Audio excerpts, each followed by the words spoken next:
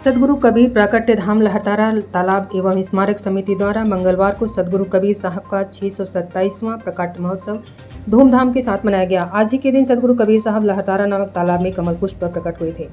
गगन मंडल से उतरे सदगुरु सत्य कबीर जलज माहि पौधन किए 2 दिनन के पीर।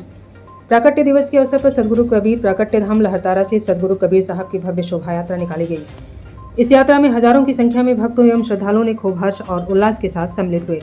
शोभा यात्रा में सदगुरु कबीर साहब की प्रतिमा सबसे आगे, उसके बाद सदगुरु कबीर प्राकट्य धाम के मुख्य पंथ श्री हजूर अर्धनाम साहब, आचार्य कबीर पंथ, धर्माधिकारी सुधाकर साहिब शास्त्री जी, अन्य बाहर से आए संत महंत भक्त श्रद्धालु शामिल हुए।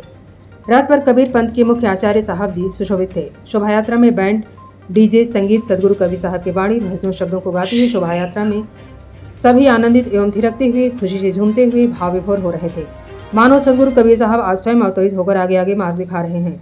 शोभा यात्रा में बिहार, बंगाल, उत्तर प्रदेश, मध्य प्रदेश, हिमाचल प्रदेश, राजस्थान, दिल्ली, हरियाणा, गुजरात आदि प्रदेशों से भक्त शामिल थे। शोभा यात्रा के दौरान स्थानीय सामाजिक संगठनों द्वारा हजूर साहब का पुष्पमाला और आरती उतारकर उनका दर्शन लाभ लिया और पूरी यात्रा के दौरान जगह जगह पर पानी, शरबत, फल श्रद्धालुओं के लिए व्यवस्था की गई थी।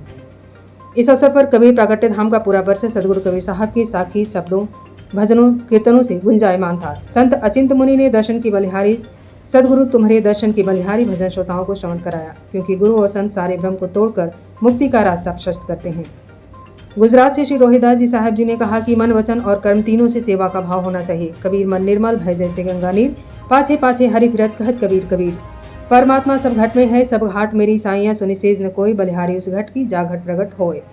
रात्रि में धनी धर्मदास साहब परंपरा के अनुसार चौका आरती पूजा विधि विधान के साथ संपन्न हुई। पूजा में श्रद्धालुओं ने पान, नारियल, पुष्प, पंथ श्री हजूर साहब को अर्पण कर आशीर्वाद प्राप्त किया।